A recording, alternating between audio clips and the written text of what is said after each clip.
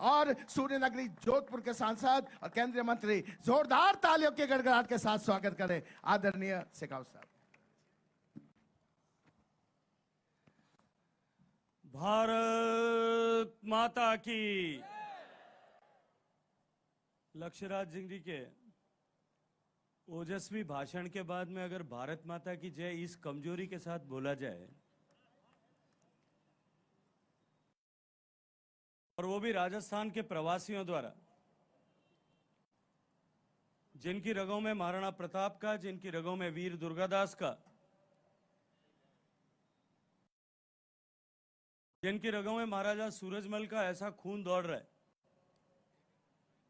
मुझे लगता है कि महाराष्ट्र के पानी में कहीं कमजोरी आ गई है, उसके कारण से यहां कहीं कमजोरी आ गई।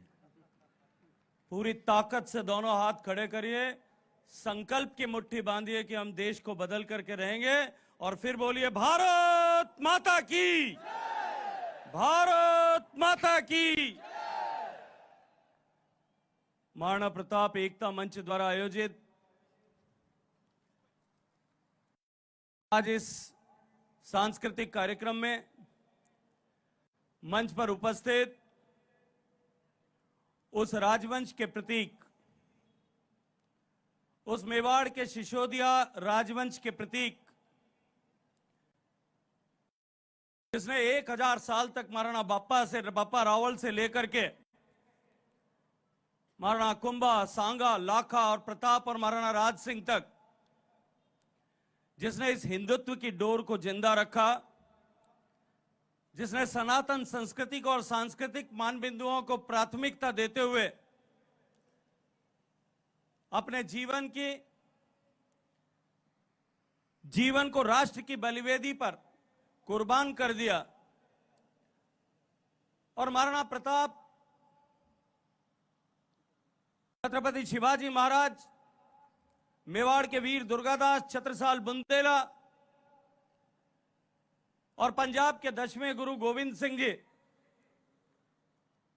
मेवाड़ के राजवंश के साथ अगर ये लोग नहीं होते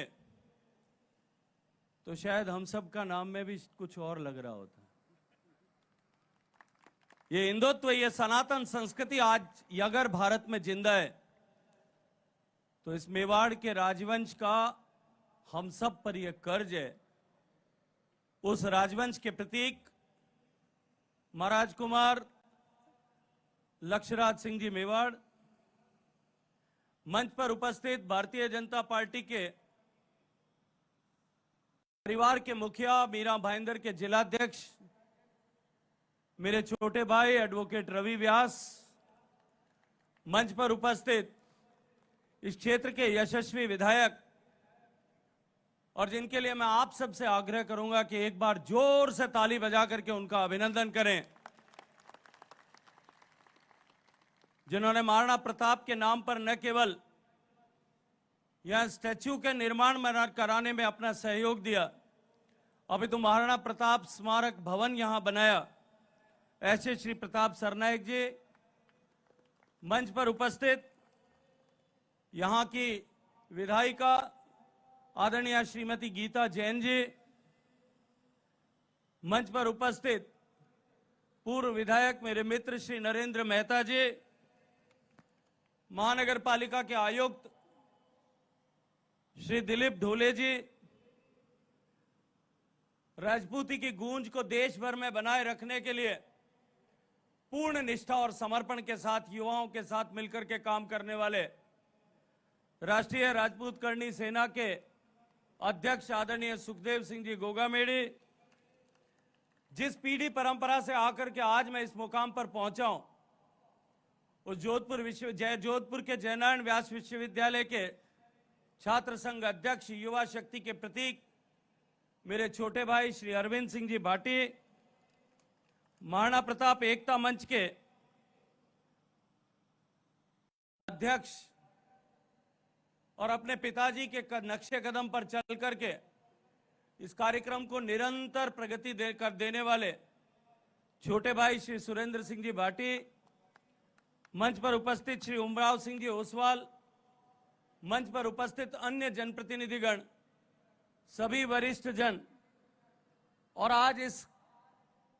सांस्कृतिक कार्यक्रम में उपस्थित आए सभी राजस्थान के प्रवासी भाइयों बहनों, मैं आप सबका अभिनंदन करता हूं, आप सबका आभार ज्ञापित करता हूं। अभी जब ये उद्घोषक मित्र कह रहे थे कि आप लोगों की तालियों में कमजोरी है, मित्रों ये राजस्थान के लोग हैं, इनके पूर्वजों ने ऐसे काम किए हैं कि सारा हिंदुस्तान इनके पूर्वजों के नाम पर ताली बजाता है, इसलिए इनकी ताली बजाने की आदत नहीं है।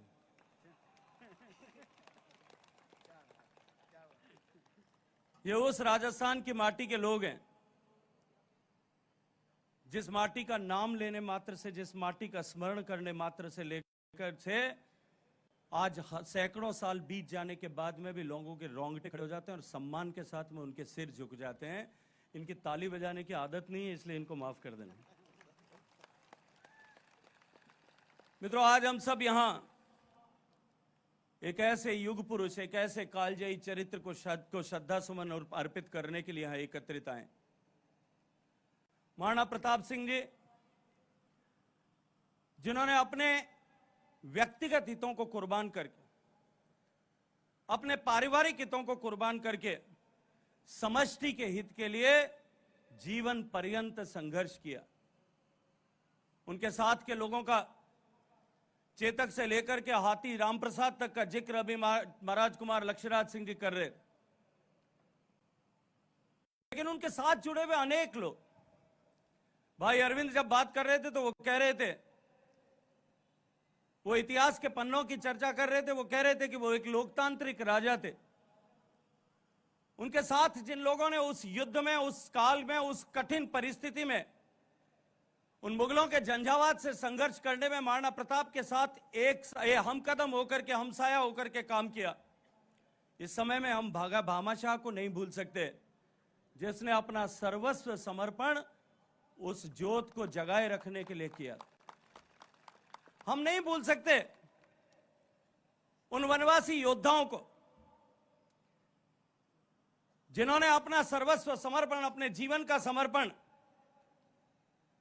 अपने जीवन को ताक पर रख करके इस हिंदुत्व और इस सनातन की संस्कृति को बचाए रखने में अर्पण कर दिया था, होम दिया था। हमको निश्चित ही याद करना होगा और सम्मान करना होगा आज भी उन गाड़िया लोहारों का, जो महाराणा प्रताप के समय उन्होंने जो संकल्प किया था कि हिंदू राष्ट्र जब तक वापस स्थापित नहीं होगा हम पक्के घर में नहीं रहेंगे। आज 450 साल बीत जाने के बाद में भी वो बैलगाड़ी के नीचे रहते हुए हम सबको दिखाई देते। मित्रों, जब कोई भी शासक, कोई भी सेना नायक, कोई भी योद्धा जब अपने हितों के ऊपर उठ करके, अपने परिवार के हितों के ऊपर उठ करके, अपने दल के हितों के ऊपर उठ करके जब समाज के हित के लिए जीना प्रारंभ करता है और जब समाज को एक साथ जोड़ करके, उनकी शक्ति को बढ़ा करके, उनकी कैपेसिटी को बढ़ा करके जब अपने साथ जोड़ करके चलता है, गरीब के कल्याण के लिए जीना प्रारंभ करता है, तब जाकर के वो आसुरी शक्तियों पर विजय कर पाता है। समय की सीमितता है, मैं बहुत लंबी बात नहीं करना चाहता है क्योंकि नियमों की मर्यादा है, उन नियमों से मैं भी बंधा हूं। लेकिन स्मरण करिए भगवान राम के काल का। भगवान राम जब 3 लोक के विजेता लंकापति रावण को विजय करने के लिए गए थे, तब शायद उनके साथ में कोई भी बड़ा राजा या राजकुमार उनके साथ में नहीं लड़ रहा। वन में रहने वाली प्रजातियां, वनवासी लोग, राजकुमार राम जब घर से निकल करके गया और उन वनवासियों की कैपेसिटी को बढ़ाया, उनका उद्विकास किया और उनकी ताकत को सृजित करके, उनकी क्षमताओं को सृजित करके जब लंका पर विजय करके प्राप्त करके पहुंचा, तब वापस घर लौटा, तब भगवान श्री राम बन गया। और महाराणा प्रताप भी जब ऐसे सारे वनवासी लोगों को साथ लेकर के लड़े, अभी उन्होंने जो जिक्र कर रहे थे दिवेर के युद्ध का, अभी जिक्र कर रहे थे इतिहास के साथ जिस तरह से छेड़छाड़ की गई, उसका पढ़ाया जाता है कि हल्दी घाटी के युद्ध में महाराणा प्रताप पराजित हुए। मित्रों, उससे पहले जो दिवेर का युद्ध हुआ उसकी चर्चा इतिहासों से भुला दी गई। उस दिवेर के युद्ध में महाराणा प्रताप ने जिस तरह से महाराणा प्रताप की सेनाओं ने जिस तरह से अकबर की सेना का नरसंहार किया था, कई साल तक वापस मुगलिया सेना को मेवाड़ की तरफ देखने की हिम्मत नहीं हुई। हम महाराणा प्रताप को निश्चित रूप से जानते हैं, उनको सम्मान देते, लेकिन उस पीढ़ी परंपरा में अनेक ऐसे योद्धा हुए। महाराणा सांगा जीवन पर्यंत अजय बने रहे, सैकड़ों गांव अपने शरीर पर लेकर के भी निरंतर आसुरी शक्तियों से संघर्ष किया। महाराणा लाखा शायद कहीं इतिहास के पन्नों में खो गया होगा, सुनियोजित रूप से इतिहास के पन्नों से मिटा दिए गए महाराणा लाखा का नाम। वो बहादुर राणा जिसने पर्शिया तक, ईरान तक जाकर के मुगलों को खदेड़ दिया था, ईरान तक जाकर के जिस तरह से नरसंहार किया था मित्रों, 300 साल तक उसके बाद विदेशी आक्रांताओं की भारत की भूमि पर की तरफ देखने की हिम्मत नहीं, उनका साहस नहीं हुआ था। 7-8 पीढ़ी के बाद में जब उनको कटने का दर्द समाप्त हुआ, तब जाकर के वो हौसला जुटा करके हमारी तरफ आए। अभी कोई कह रहा था कि हम कहते हैं जो जीता वो सिकंदर, प्रताप भाई कह रहे थे, नरेंद्र जी कह रहे थे कि जीता जो सिकंदर। अरे मित्रों, सिकंदर तो हिंदुस्तान से हार करके गया, लेकिन हमको इतिहास में इस तरह से पढ़ाया गया कि सिकंदर जीत करके गया था क्योंकि हमारी मानसिकता को प्रदूषित करने का एक षड्यंत्र किया गया था। लेकिन आज समय आ गया, आजादी के समय में, आजादी के बाद में एक बार लगता था कि शायद हम गुलामी की मानसिकता से अब गुलामी के हटने के साथ में अलग हो जाएंगे, लेकिन दुर्भाग्य था इस देश का कि इस गुलामी की मानसिकता को दूर करने का प्रारंभ करने के लिए इस देश को नरेंद्र मोदी का इंतजार करना पड़ा। आजादी के इतने साल तक हम निश्चित रूप से स्वराज्य को प्राप्त कर चुके थे, हमने स्वशासन को प्राप्त किया था, लेकिन हमारी मानसिकता तब भी गुलामी की थी।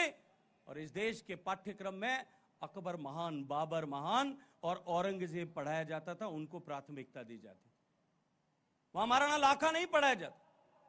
ये राजस्थान में आज भी मैं देख रहा हूं कि राजस्थान की सरकार आज भी महाराणा प्रताप को, महाराणा प्रताप के लेख को, महाराणा प्रताप के लिए लिखे गए पन्नों को इतिहास से मिटाने का काम करती है, क्योंकि वो तुष्टीकरण की राजनीति करते हैं। पहली बार इस देश में विरासत का सम्मान करने का काम यदि किसी ने किया और एक नई परंपरा देश में कायम की, वो नरेंद्र मोदी जी ने कायम की कि हम इतिहास का, अपनी विरासत का सम्मान करें। लेकिन मित्रों, आज समय आ गया।